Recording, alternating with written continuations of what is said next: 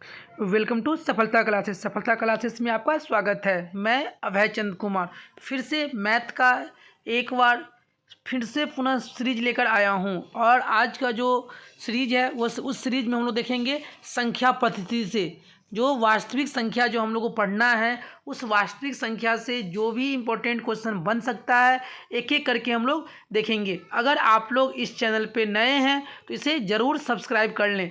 चलते हैं अब हम लोग क्वेश्चन की तरफ। क्या पूर्णांक संख्याओं को संख्या रेखा पर व्यक्त किया जाना संभव है? पूर्णांक संख्या, तो पूर्णांक संख्या को हम लोग संख्या रेखा पे क्या कर सकते हैं? व्यक्त कर सकते हैं। हाँ, ऑप्शन नंबर बी सही हो जाएगा। चलते हैं नेक्स्ट क्वेश्चन पे।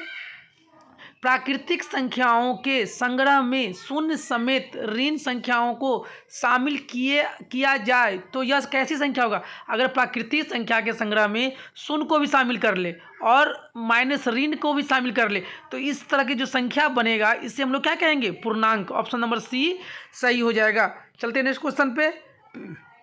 संख्या रेखा पर पूर्ण संख्याओं का निरूपण होगा अथवा नहीं? देखिए, पूर्ण संख्या का निरूपण होगा कि नहीं होगा? तो संख्या रेखा पे पूर्ण संख्या का निरूपण होगा। हाँ, ऑप्शन नंबर ए होगा। चलते हैं नेक्स्ट क्वेश्चन पे।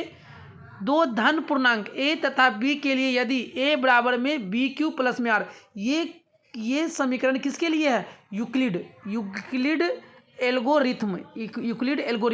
और यूक्लिड एल्गोरिथम हम लोग क्या निकालते हैं?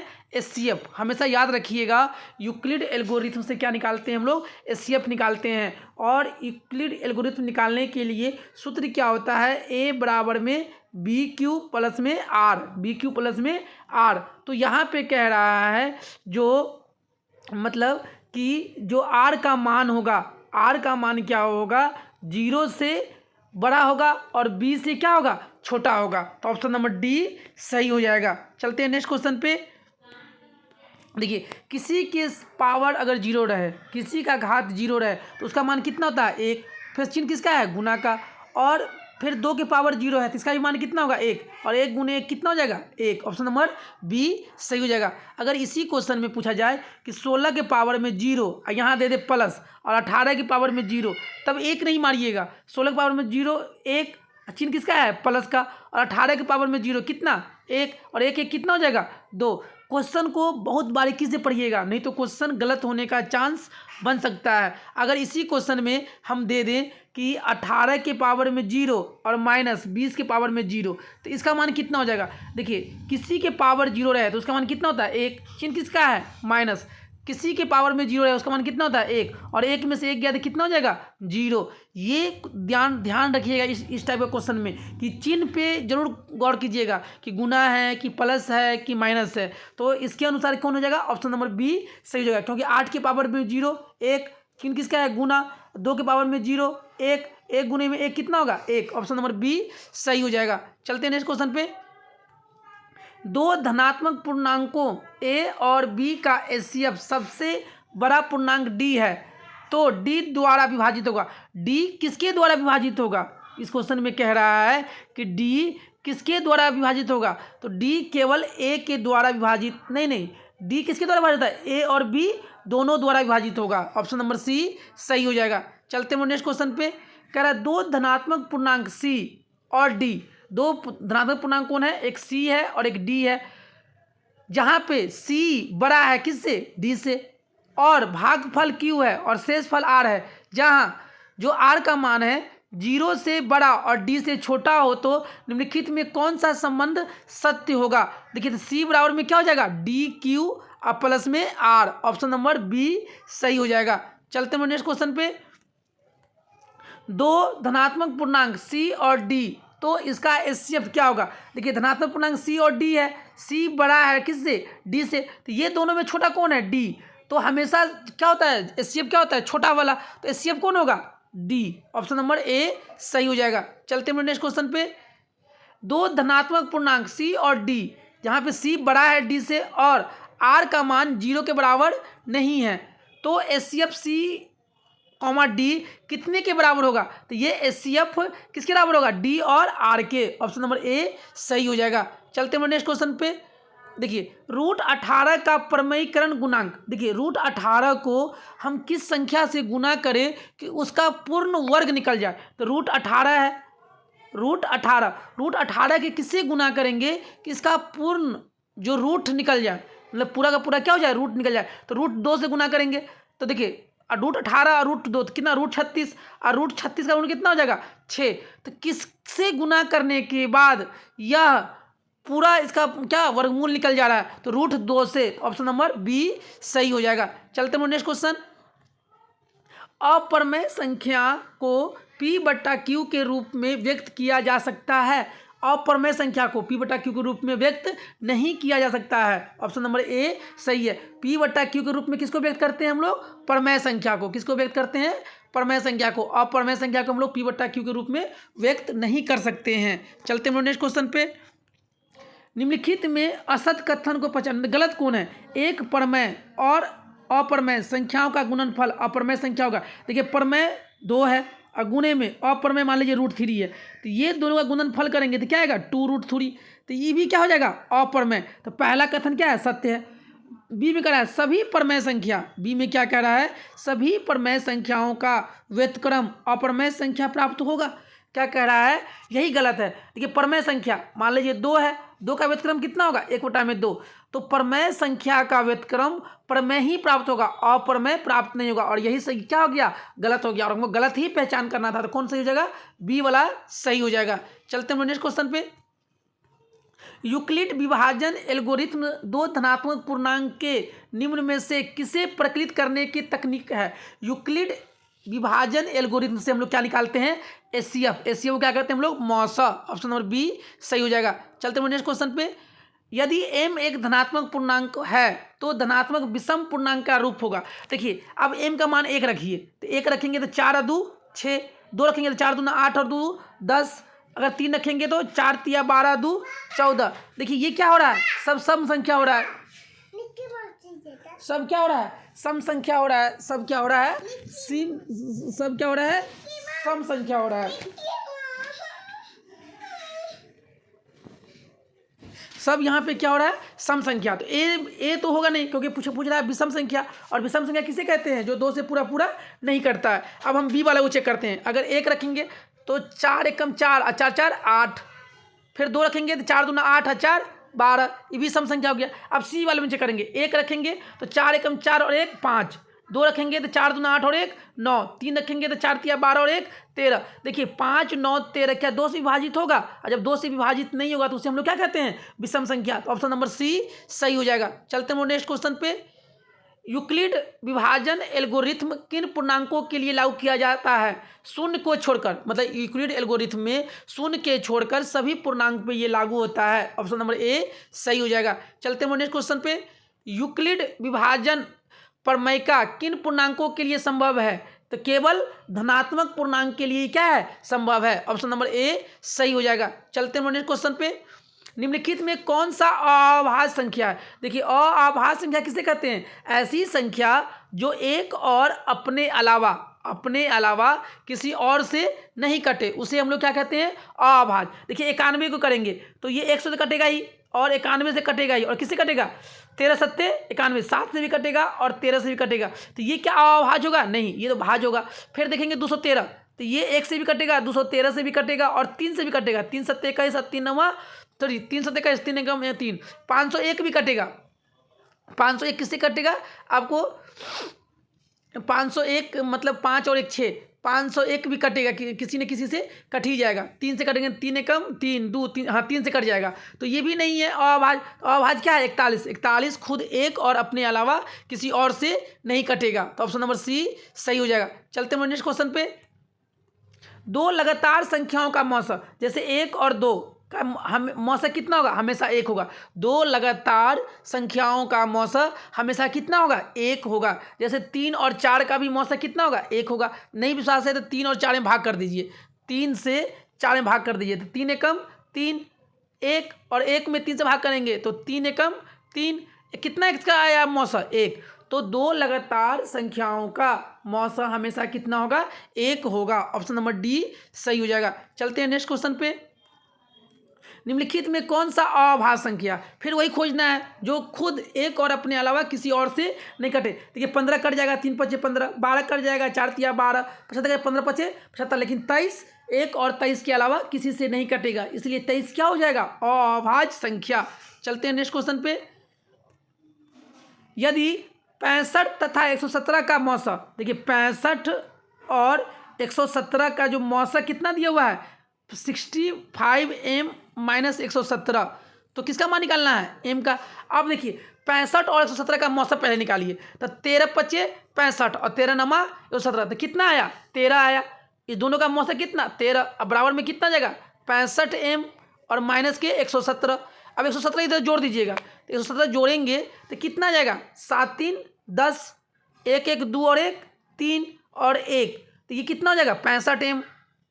अब ये दोनों में चिन्ह किसका है, गुना का, तो m बराबर में 65 दूना कितना होता है 130, तो m का मान कितना आ गया 2, तो कौन सी हो जाएगा, ऑप्शन नंबर बी सही हो जाएगा। चलते हैं नेक्स्ट क्वेश्चन पे।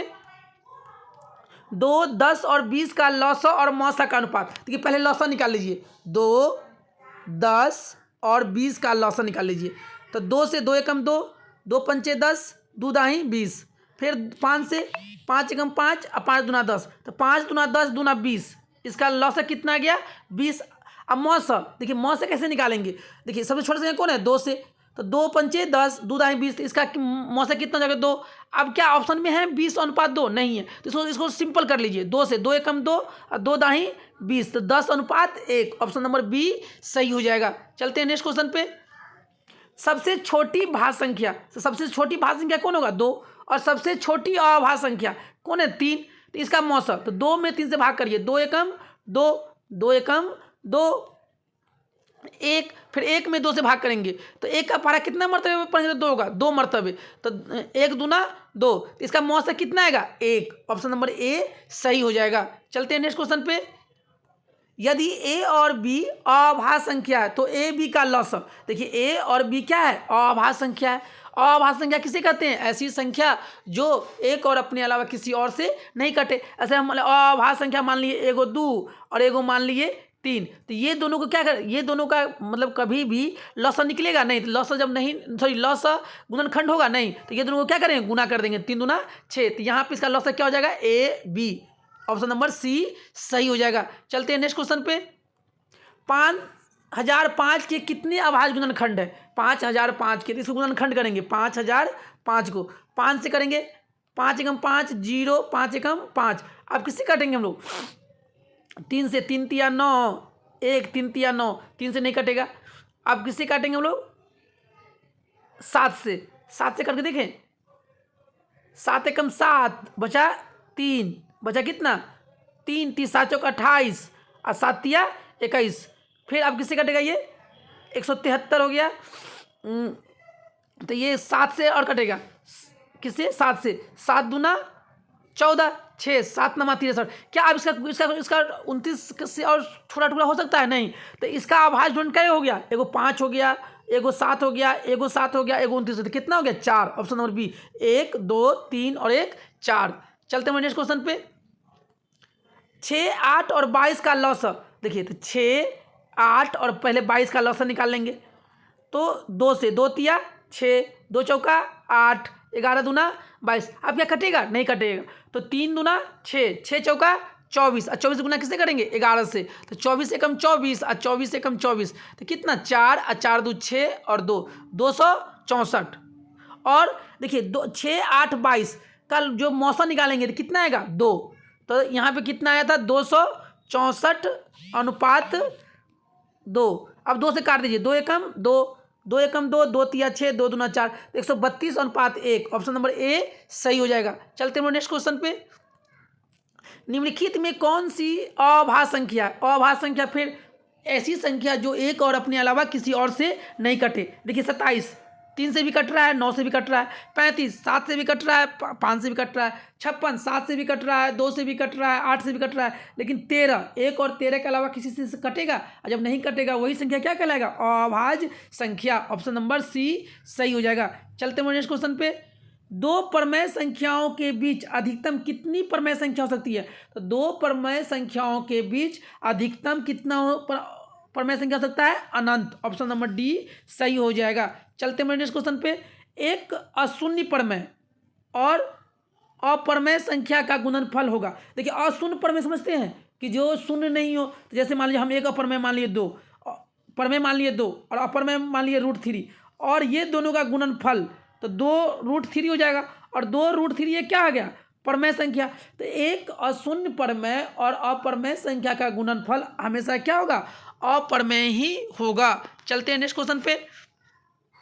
दो संख्याओं का गुणनफल इतना है और उसका मौसा इतना है तो लौसा। देखिए एक संबंध होता है, क्या होता है, पहली संख्या गुने में दूसरी संख्या बराबर में क्या होता है, लौसा गुने में मौसा, लौसा गुने में मौसा, या इसी को पहली संख्या गुने में दूसरी संख्या बराबर में एलसीएम गुने में एचसीएफ। और देखिए इसी को हम लोग क्या कहते हैं, दोनों संख्याओं का गुणनफल। इसी को पहला संख्या और गुने दूसरा संख्या को हम लोग क्या कहेंगे, दोनों संख्याओं का गुणनफल, दोनों संख्याओं का गुणनफल कहेंगे। तो अब देखिए क्वेश्चन में क्या दे रखा है, दोनों संख्याओं का गुणनफल दे रखा है, कितना है 8 6 7 0। अब बराबर में क्या है, होता है लौसा गुने में मौसा, तो लौसा निकालना है तो लौसा की जगह पर लौसा ही रखेंगे। और गुने में मौसा, मौसा कितना दे रखा है 17। अब ये दोनों में चिन्ह गुना का है तो 17 कितना आ जाएगा भाग में।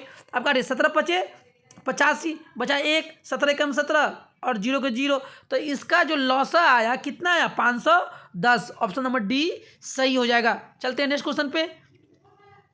किसी पूर्णांक m के लिए सम संख्या का रूप होगा। देखिए इससे पहले जो क्वेश्चन था वो विषम के लिए था और यहाँ पे क्या था, सम के लिए। तो सम संख्या किसे कहते हैं, ऐसी संख्या जो 2 से पूरा पूरा कट जाए उसे क्या कहते हैं, सम संख्या। अब देखिए m का मान 1 रखेंगे तो 1 रखेंगे तो 2 और 1 3, 2 रखेंगे तो 2 दूना 4, 3 रखेंगे तो 3 दूना 5। तो देखिए यहाँ पे सम और विषम दोनों आ रहा है, तो लेकिन क्वेश्चन क्या बोला है, सम संख्या, तो ए होगा नहीं। बी में रखेंगे 1 रखेंगे तो 2 एकम 2 और 1 3, 2 रखेंगे 2 दूना 4 और 1 5, 3 रखेंगे 3 दूना 6 और 1 7, तो ये पूरा क्या हो रहा है विषम, तो ये भी नहीं होगा। देखिए अब सी में रखेंगे 1 रखेंगे तो 2, 2 रखेंगे तो 2 दूना 4, 3 रखेंगे तो 3 दूना 6, 2 4 6 कैसा संख्या है, सम संख्या। क्यों है सम संख्या, क्योंकि 2 से पूरा पूरा कट जा रहा है। तो ऑप्शन नंबर कौन हो जाएगा, सी सही हो जाएगा। चलते हैं नेक्स्ट क्वेश्चन पे। 144 के अभाज्य गुणनखंड में 2 का घात। देखिए जब भी ऐसा क्वेश्चन आए तो पहले इसका क्या करना है, गुणनखंड कर लेना है। तो 144 का गुणनखंड कर लेंगे हम लोग, तो 2 से 72 दूना 144, फिर 2 से 36 दूना 72, 2 से 18 दूना 36, 2 से 2 नमा 18, 3 से 3 तिया 9। अब पूछा 2 का 2 कितना का घात कितना है, 2 का एगो है 1 2 3 4, तो 2 के पावर में 4, और 3 का एगो है 2, तो पूछा है 2 का घात, 2 का घात कितना होगा 4। और इसी क्वेश्चन ने पूछा 3 का घात, 3 का घात कितना होता है 2, लेकिन क्वेश्चन क्या कह रहा है 2 का घात, तो 2 का घात कितना हो जाएगा 4 हो जाएगा। चलते हैं नेक्स्ट क्वेश्चन पे। दो संख्याओं a और 18 का लौसा, a और 18 का जो लौसा कितना है 36 तथा मौसा कितना है 2 है, तो a का मान निकालिए। अब 2 संख्या हो तो ये दोनों को क्या करेंगे, पहली संख्या गुने में दूसरी संख्या बराबर में क्या होता है, लौसा गुने में मौसा। अब देखिए अब ये दोनों में चिन्ह गुना कर इधर क्या आ जाएगा भाग में, तो 36 बट्टा गुने में 2 और बट्टा में 18, 18 दूना 36 और 2 दूना 4। ऑप्शन नंबर सी सही हो जाएगा। चलते हैं नेक्स्ट क्वेश्चन पे।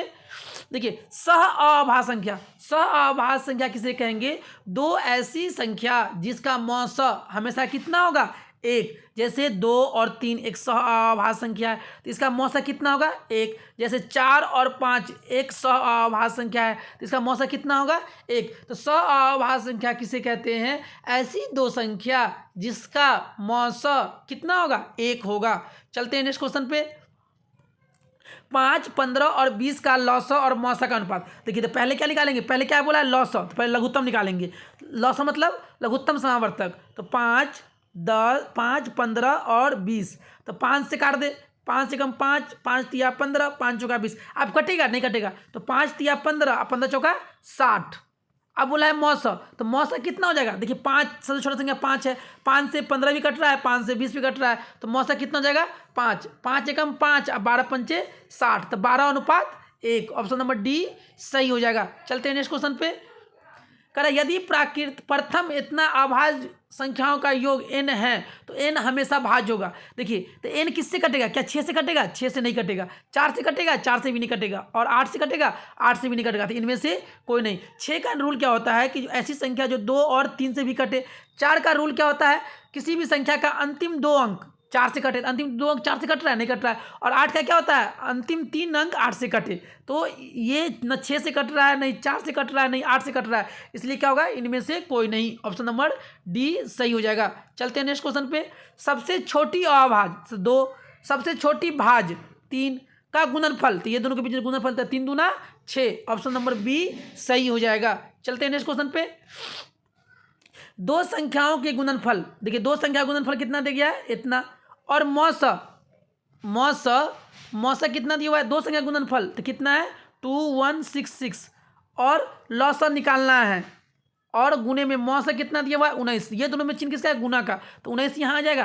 तो 19 से कम 19 बचा कितना 2, बचा कितना 2, तो 19 से कम 19 बचा कितना, तो मतलब 19 से कम 19, तो 19 2 21, तो बचा 2 26, तो 19 से कम 19 बचा कितना 6, कितना बचा 6, 19 चौका 76, तो लौसा कितना आ गया 114। ऑप्शन नंबर सी सही हो जाएगा। चलते हैं नेक्स्ट क्वेश्चन पे।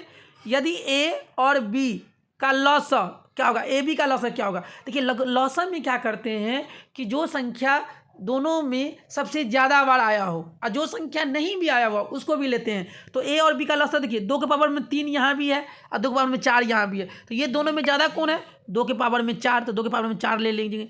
गुना यहाँ पे 3 है लेकिन इसमें 3 है नहीं है, तो 3 भी ले लेंगे। देखिए अब यहाँ पे 5 एगो है, यहाँ पे 5 एगो, तो यहाँ पे 5 एगो ले लेंगे। और यहाँ पे 7 है लेकिन 7 यहाँ पे तभी भी 7 भी ले लेंगे। और 2 के पावर में 4, तो 1 2 3 4, गुने में 3, गुने में 5 और गुने में 7, और गुना कर देंगे। 2 दूना 4, दूना 8, दूना 16, 16 पंचे 80, 80 तिया 240, और 240 सत्ते 0, 7 चौका 28, 7 दूना 14, 2 16, 1680। ऑप्शन नंबर डी सही हो जाएगा। चलते हैं नेक्स्ट क्वेश्चन पे।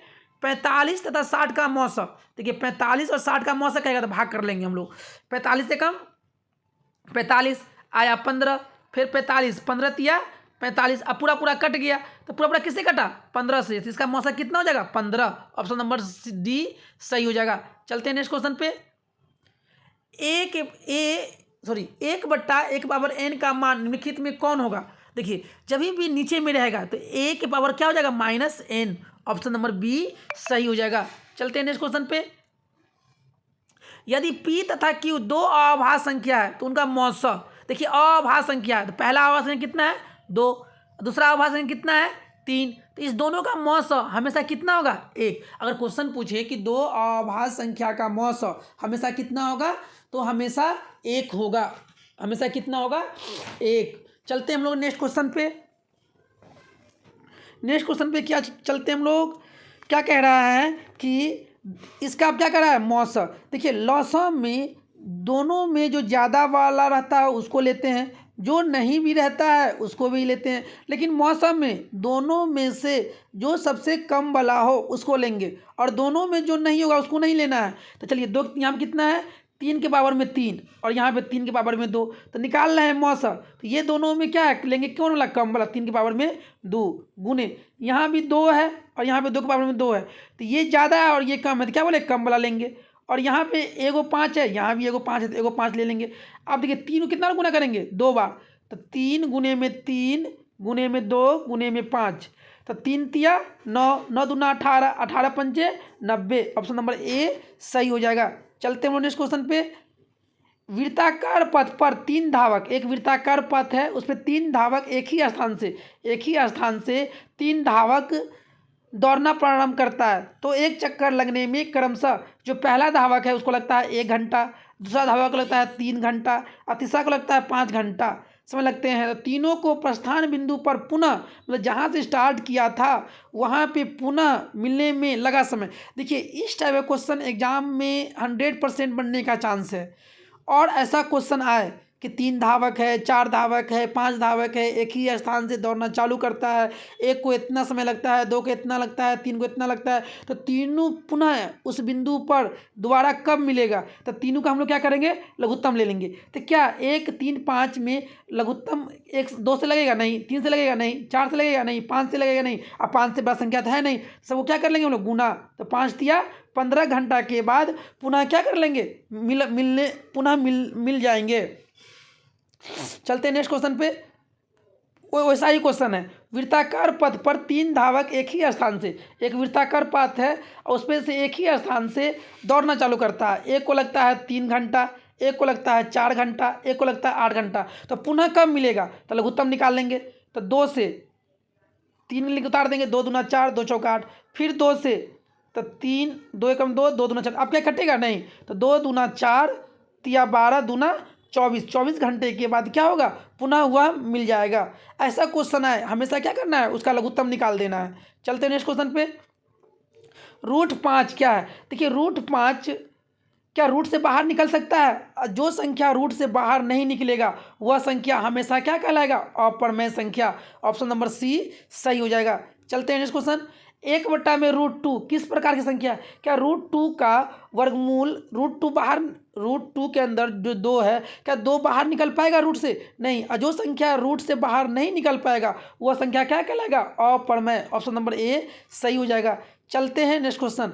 पाई 1 है, तो पाई जहाँ भी देखिए तो वह पाई 1 क्या है, अपरमेय संख्या। लेकिन यही क्वेश्चन पूछता है पाई का मान क्या है, पाई का मान क्या है, तो पाई का मान कितना होता है, 22/7, और 22/7 किस संख्या है, परमेय संख्या। पाई पूछे अपरमेय, पाई का मान पूछे तो परमेय संख्या। चलते हैं नेक्स्ट क्वेश्चन पे। निम्नलिखित में कौन अपरमेय संख्या है, देखिए 2 पाई अपरमेय है, चलिए इसको हटाएंगे तो √3 से √3 कर गया, 3 क्या हो जाएगा, परमेय। √2 से रूट गया कितना, 0 भी परमेय। अब देखिए 8 से, तो √8 से काटेंगे तो यहाँ पे क्या आ जाएगा, √4, और √4 का मूल्य कितना हो जाएगा, 2, तो 3 गुने में 2, 3 दूना 6, बी डी और सी ये तीनों परमेय संख्या, लेकिन 2 पाई क्या है, अपरमेय संख्या। ऑप्शन नंबर ए सही हो जाएगा। चलते हैं नेक्स्ट क्वेश्चन पे। निम्नलिखित में कौन सी संख्या अपरमेय है, अब अपरमेय खोजना है। देखिए रूट अंदर 36 बटा में 14, 36 का वर्गमूल 6, 64 का वर्गमूल 8, यहाँ पे 9 है तो -9, और 49 का मूल 7, यहाँ पे 3 और 9। देखिए सभी का सभी क्या है, परमेय, लेकिन √3 क्या है, अपरमेय। क्या √3 रूट से बाहर निकल पाएगा, और जो संख्या रूट से बाहर नहीं निकल पाएगा वह हमेशा अपरमेय कहलाएगा। ऑप्शन नंबर बी सही हो जाएगा। चलते हैं नेक्स्ट क्वेश्चन पे। देखिए जैसी पाई दिखाई दे आंख बंद करके वह क्या होगा, अपरमेय संख्या। ऑप्शन नंबर बी सही हो जाएगा। चलते हैं नेक्स्ट क्वेश्चन पे। 3 -√3, देखिए √3 रूट से बाहर निकल पाएगा, और जब रूट से बाहर से नहीं निकल पाएगा तो कैसे संख्या कहलाएगा, अपरमेय संख्या कहलाएगा। चलते हैं नेक्स्ट क्वेश्चन। 5√2, देखिए फिर √2 है, क्या रूट से 2 बाहर निकल पाएगा, नहीं, तो ये क्या कहलाएगा, अपरमेय संख्या। चलते हैं नेक्स्ट क्वेश्चन पे। 1/√3, क्या √3 से 3 बाहर निकल पाएगा, नहीं, तो ये क्या कहलाएगा, अपरमेय संख्या। चलते हैं नेक्स्ट क्वेश्चन पे। अब √3 और √12, देखिए √3 अब बट्टा में इसको हम लिख सकते हैं √3 गुने में √4, √3 से √3 कट गया, और रूट ऊपर में कितना 1, और 4 का वर्गमूल कितना होगा 2, और 1/2 कैसा संख्या हो गया, परमेय संख्या। ऑप्शन नंबर ए सही हो जाएगा। चलते हैं नेक्स्ट क्वेश्चन पे। यदि n एक प्राकृतिक संख्या है तब n, देखिए अप्राकृतिक संख्या है, अगर हम n का मान 2 ले, n का मान 3 ले, n का मान 4 ले, देखिए तो √2 तो बाहर निकलेगा नहीं, √3 भी बाहर नहीं निकलेगा, लेकिन 4 का वर्गमूल 2 हो जाएगा। तो n जो प्राकृतिक संख्या है वह कभी क्या हो जाएगा, यहाँ पे ये गलत मिस्टेक कर दिया, कभी यहाँ पे होता है परमेय संख्या और कभी अपरमेय संख्या। ऑप्शन नंबर डी सही हो जाएगा। यहाँ पे आप लोग काट लीजिएगा, यहाँ पे क्या होना चाहिए, परमेय संख्या। चलते हैं नेक्स्ट क्वेश्चन पे। किसी अपरमेय संख्या a का व्युत्क्रम, जैसे मान लीजिए कोई परमेय संख्या √2 है और इसका व्युत्क्रम 1/√2 हो जाएगा। जैसे √3 है, इसका व्युत्क्रम 1/√3 हो जाएगा। तो उसका व्युत्क्रम भी क्या कहलाएगा? अपरमेय। ऑप्शन नंबर ए सही हो जाएगा। चलते हैं नेक्स्ट क्वेश्चन पे।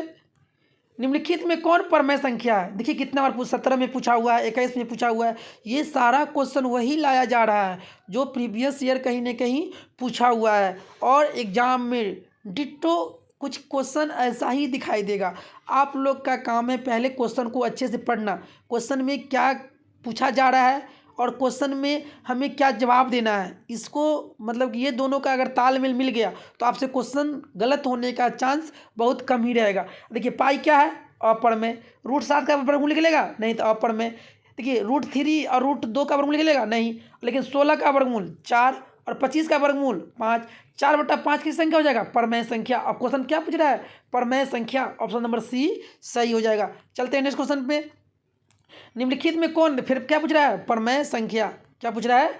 परमेय संख्या। देखिए √5 और √5 तो क्या हो जाएगा? √2 5। क्या 5 बाहर निकल पाएगा? नहीं, तो ये हो जाएगा अपरमेय। देखिए 21, √21 बाहर निकल पाएगा? नहीं, तो ये भी अपरमेय। √3 के बाहर निकल पाएगा? नहीं। लेकिन √11 गुने में √11 को हम लिख सकते हैं 11, और नीचे में कुछ नहीं, कितना 1। इसको P/Q के रूप में लिख सकते हैं? हाँ लिख सकते हैं। और जिसको लिख सकते हैं उसी संख्या को हम लोग क्या कहते हैं? परमेय संख्या। ऑप्शन नंबर सी सही हो जाएगा। चलते हैं नेक्स्ट क्वेश्चन पे। अगर P एक अभाज्य संख्या है तो √P क्या होगा? देखिए अभाज्य संख्या किसे कहते हैं? ऐसी संख्या जो एक और अपने अलावा किसी से नहीं कटे। तो मान लीजिए एक अभाज्य संख्या कौन है? 2, दूसरा कौन है? 3, तीसरा कौन है? 5, अगला कौन है? 7, अगला कौन है? 11। और यहाँ पे अब सबको सब में रूट लगा दीजिए, सब में क्या कर दीजिए? रूट लगा दीजिए। तो क्या इस सब का वर्गमूल निकल पाएगा? नहीं निकल पाएगा। जिसका मतलब रूट से बाहर नहीं निकल पाएगा उसे हम लोग क्या कहते हैं? अपरमेय संख्या। ऑप्शन नंबर बी सही हो जाएगा। चलते हैं नेक्स्ट क्वेश्चन पे। देखिए इसको P/Q के रूप में लिखना है, तो 0.7 के ऊपर में क्या है? वार है। देखिए ऐसा क्वेश्चन जब भी आए वार वाला, तो पहले संख्या कितना है? 7 है, और जितना एक ही संख्या और एक ही के ऊपर वार है तो कितना जाएगा? 7/9। ऑप्शन नंबर ए सही हो जाएगा। अगर इसी क्वेश्चन में 0.23 और उसके ऊपर दोनों के ऊपर वार रहता तो पहले संख्या कितना है? 23, तो 23 लिख लेंगे। कितना के ऊपर में वार है? 2 संख्या का, तो 2 × 9 आ जाएगा। अगर इसी क्वेश्चन में अगर ऐसे रहता 0.123 और इसके ऊपर में वार रहता तो संख्या कितना? पहले संख्या लिखिए, तो 123। कितना संख्या के ऊपर में वार है? 3 संख्या के, तो क्या 9 आएगा? 3 × 9 आएगा। अगर इसी संख्या में अगर ऐसे रहेगा 0.24 और 4 के ऊपर में वार है, 2 और 4 के ऊपर में सीधे 4 के ऊपर में वार है, तो पहले पूरा संख्या लिखिए 24। जिसके ऊपर में वार नहीं है उसको माइनस कर दीजिए। 1 के ऊपर में वार है तो 1 × 9 लिखिए। जिसके ऊपर में वार नहीं है उसको 0 लिख दीजिए। तो 24 में से 2 गया तो कितना? 22। अब बट्टा में कितना हो जाएगा? 90। जैसे एक क्वेश्चन और हम दे रहे हैं कि 0.37 और 7 के ऊपर में वार दे दिए, तो पहले पूरा संख्या लिखिए 37। जिसके ऊपर में वार नहीं है उसको घटा दीजिए, और बट्टा में जिसके ऊपर में वार है उतना 9 और जिसके ऊपर वार नहीं है उतना 0। 37 में से 3 गया तो कितना बचेगा? 34, और 34 बट्टा में कितना जाएगा? 90। चलते हम लोग नेक्स्ट क्वेश्चन पे। निम्नलिखित में कौन परमेय संख्या है? देखिए वर्गमूल 1 का वर्गमूल 1 ही होगा और 144 का वर्गमूल 12 हो जाएगा। देखिए क्या इसका वर्गमूल निकाल पाएंगे? नहीं। इसका वर्गमूल निकाल पाएंगे? नहीं। और इसका वर्गमूल निकाल पाएंगे? नहीं। तो परमेय संख्या कौन हो जाएगा? ए। चलते हैं नेक्स्ट क्वेश्चन पे। निम्नलिखित में कौन सा अपरमेय संख्या है? देखिए 100 का वर्गमूल 10, ये परमेय है। 16 का वर्गमूल 4, अब 25 का वर्गमूल 5, अब 5 4 9, ये भी परमेय है। 4 का वर्गमूल 2, ये भी परमेय है। लेकिन √17 क्या √17 वर्गमूल के अंदर से 17 बाहर निकल पाएगा? और जब नहीं निकल पाएगा तो उस संख्या को हम लोग क्या कहेंगे? अपरमेय संख्या। चलते हैं नेक्स्ट क्वेश्चन पे। देखिए 5.233, देखिए रिपीट कौन हो रहा है? 3 3 3 3 रिपीट हो रहा है, तो इसको हम लिख सकते हैं 5.2 और 3 के ऊपर में वार, और जिसके ऊपर में वार लगा देते हैं तो ऐसा संख्या क्या कहलाता है? परमेय संख्या। एक क्या होगा? ये परमेय संख्या। चलते हैं नेक्स्ट क्वेश्चन पे। संख्या 0.32 के ऊपर वार को P/Q के रूप में लिखिए। तो अभी जैसे बताएं कि 0 कितना 3 2 और 2 के ऊपर में टोपी है, तो पहले पूरा संख्या लिखना है 32। जिसके ऊपर वार नहीं है, किसके ऊपर वार नहीं है? 3।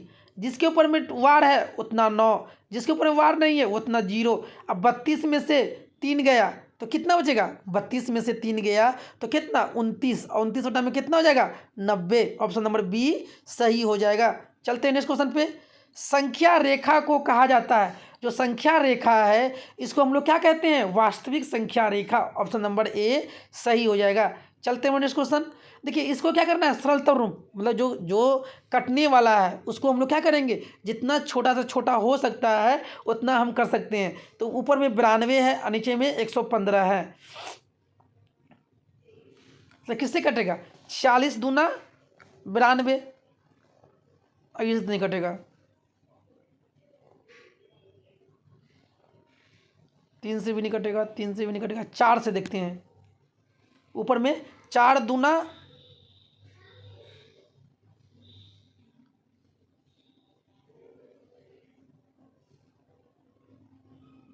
अच्छा 4 दून, इसको मतलब अगर हम लोग काटें,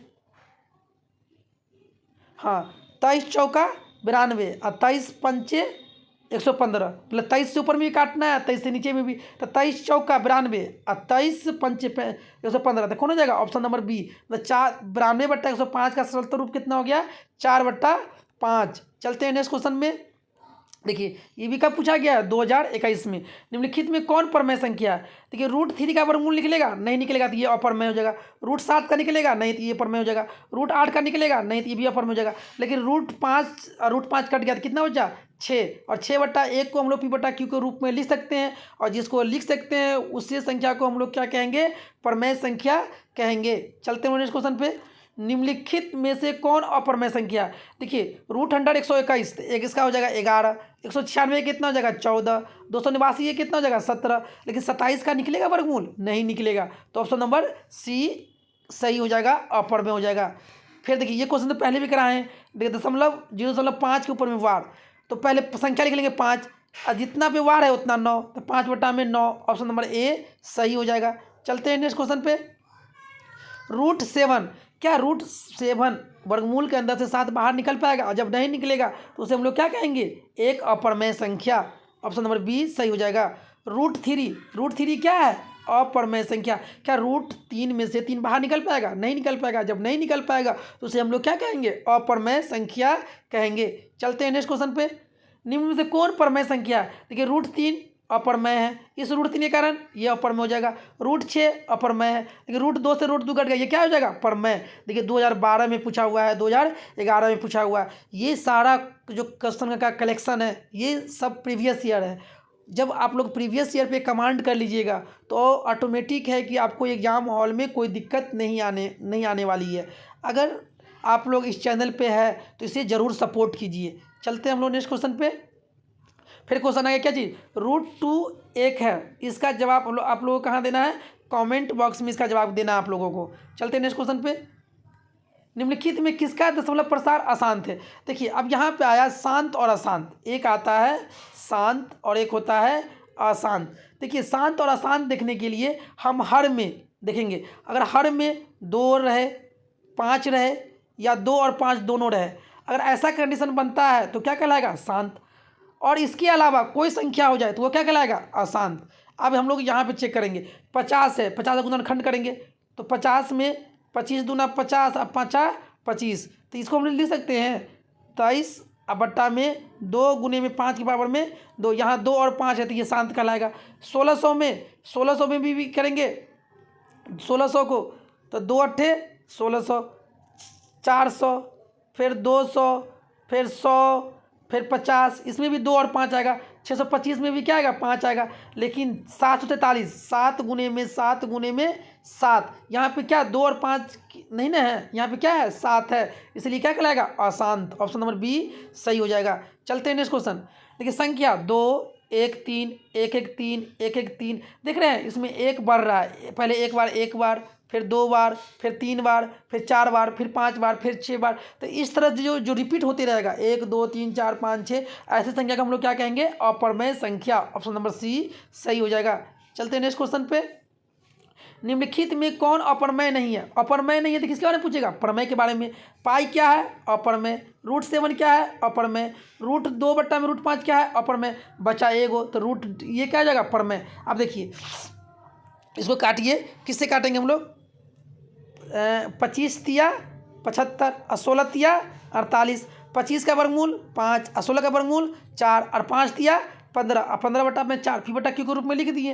तो ये क्या कहलाएगा? प्रमेय। ऑप्शन नंबर डी सही हो जाएगा।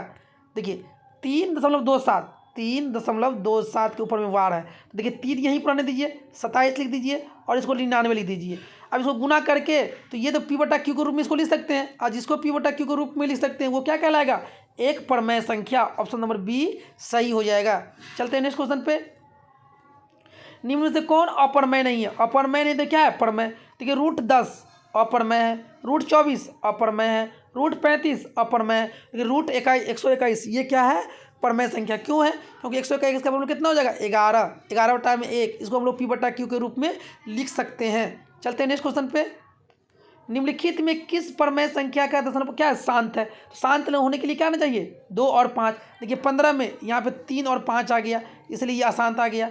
160 में 160 का गुणनखंड करेंगे तो 2 से 80, फिर 2 से 40, फिर 2 से 20, फिर 2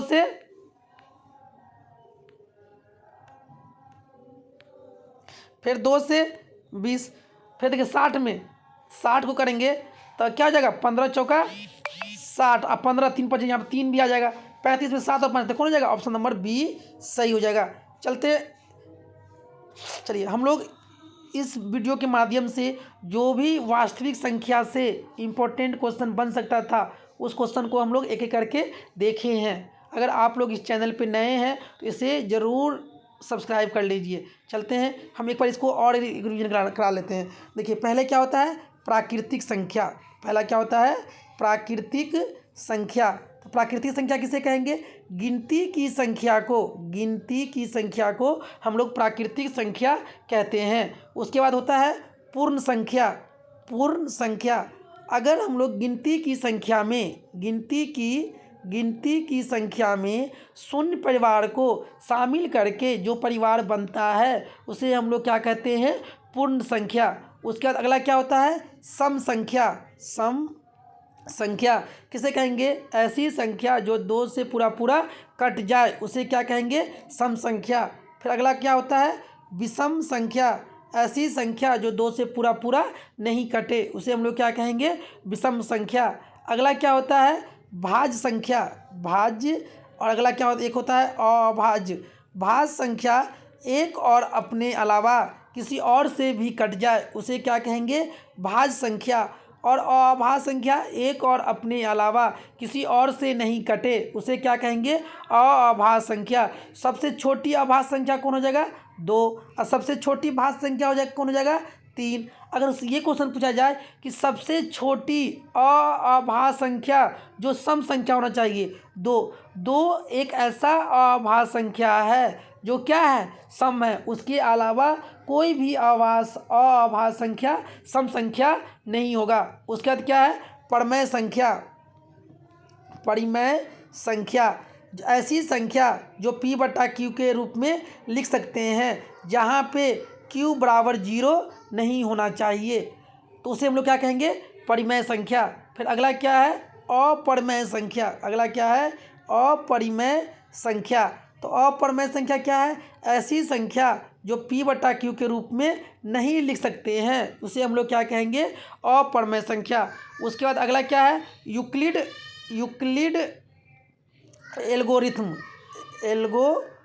एल्गोरिथम प्रमेय। ये क्या होता है? a बराबर में bq प्लस में r। इसका जो मान होना चाहिए, b का मान जो होना चाहिए 0 से बड़ा और r से छोटा, ये चीज़ हमेशा याद रखिएगा। और यूक्लिड एल्गोरिथम से हमेशा क्या निकालते हैं? HCF निकालते हैं। क्या निकालते हैं? HCF। अगर इसी क्वेश्चन में अगर पाई एक क्या है? अपरिमेय संख्या। पाई क्या है? एक अपरिमेय संख्या। जबकि पाई का मान कितना होता है? 22/7। यह क्या कहलाता है? परिमेय संख्या। क्या कहलाता है? पाई पूछे अपरिमेय, पाई का मान पूछे तो परिमेय संख्या। अगर परिमेय अपरिमेय निकालने के लिए अपरिमेय पहचानना है तो कैसे पहचानेंगे? सर जी कोई भी संख्या अगर रूट के अंदर है, वर्गमूल के अंदर है, अगर वह वर्गमूल से बाहर नहीं निकल पा रहा है, जैसे रूट दो वर्गमूल से बाहर निकल पाएगा नहीं, जैसे √5 निकल पाएगा नहीं, √17 निकल पाएगा नहीं, √15 निकल पाएगा नहीं, √35 निकल पाएगा नहीं। मतलब ऐसा संख्या जो रूट के अंदर है और वह बाहर नहीं निकल सकता है उसे क्या कहेंगे? अप्रमेय संख्या। और प्रमेय जैसे इसका उल्टा होता है, प्रमेय संख्या किसे कहेंगे? सर अगर रूट के अंदर है जैसे 4, तो 4 का वर्गमूल कितना होता है? 2/1। जैसे हम लिख दिए 16, तो 16 का वर्गमूल कितना हो जाएगा? 4। जैसे लिख दिए 625, तो कितना होता है? 25।